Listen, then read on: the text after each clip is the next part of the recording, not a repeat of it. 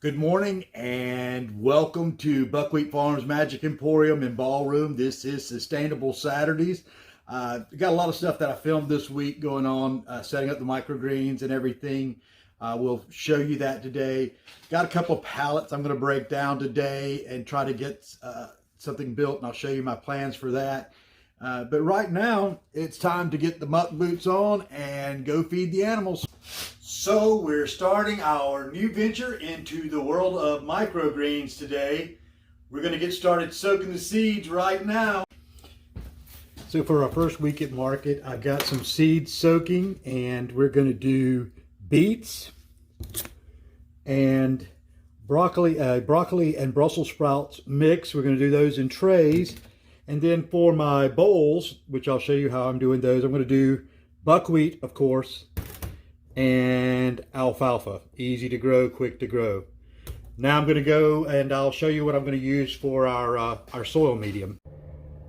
And here we have our secret ingredient. Every week, Z Beans, local coffee grower and coffee company, great people. They're all about sustainability. We're real excited about this project, and they're giving us their coffee grounds. They're saving them for us. We'll have about 120 to 150 pounds of coffee grounds every week to use. Of course, we're not producing that much as far as the microgreens right now, but the rest of it will go into either the garden. I'll also use some with my cuttings, and I'm also going to try to set up a microgreen system for the animals to provide fodder for them as well. And I'll show you more on that later. But for now, I'll cart these around to the backyard.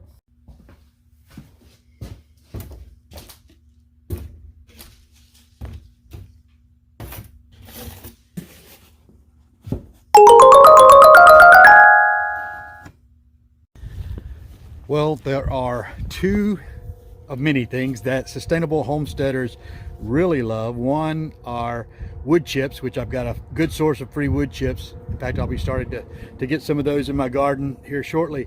But the other is pallets. All of this is free, absolutely free wood. These are some good 2x4s here. In fact, I will be able to use this pallet here to construct a wall in my office that'll divide off the office area from the farm area and keep it a little cleaner, but also we'll be able to dedicate the back part of my office to the microgreens part of this thing and the aquaponics. That'll be all of that back there. But for today, because it's gonna rain and be cold the next few days, so I'll be able to work at that the next few days. But for today, I'm going to try to get these two pallets here set up to try to maybe build another shelter for my pigs to let them get out of the cold and out of the rain. One of those big pallets, when we took it apart, we used the boards up in here to up in there. We cut those boards across there, across the back.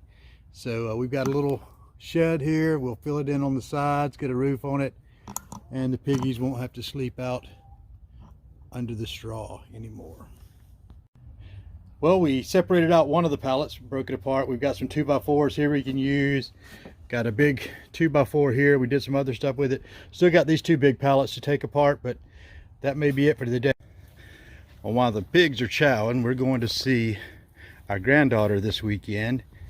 And so I can't go see her without at least getting her some video of my piggies.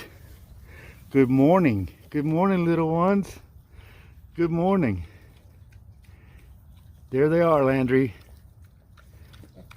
Cute little pigs. And there's your daddy. And Landry, I want you to meet Snowball and Stormy, my two little bunnies. The girls are foregoing the food, of course, for the scratch feed. They love the scratch grains, but we use non-GMO scratch grains here that are 8% protein until we can start growing our own forage. That's our ultimate goal, and that's one of the things we'll look at in today's kind of plans that I'll be putting together.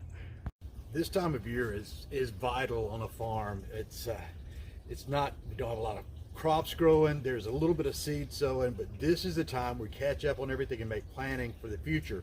And part of that is what I'm going to be doing with expanding the microgreens growth and what I've got planned for today.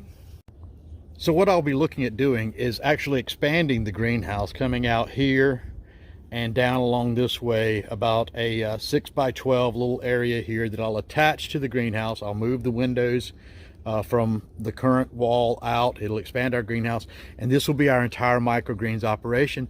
And eventually I want to get it set up with an aquaponics system. So that's why I'm going with the size on that. These are some of the 2x4 pieces that I stripped off that last pallet that I used for the pig pen, pig shed I should say.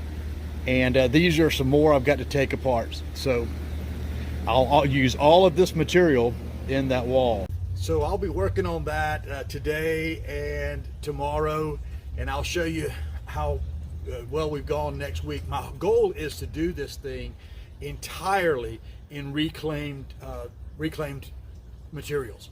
So we'll see how that goes. But as for right now, it's time to put together the videos, get them published, and do a little work. But going to see the grandchild this afternoon. Real excited about seeing little Landry. Namaste.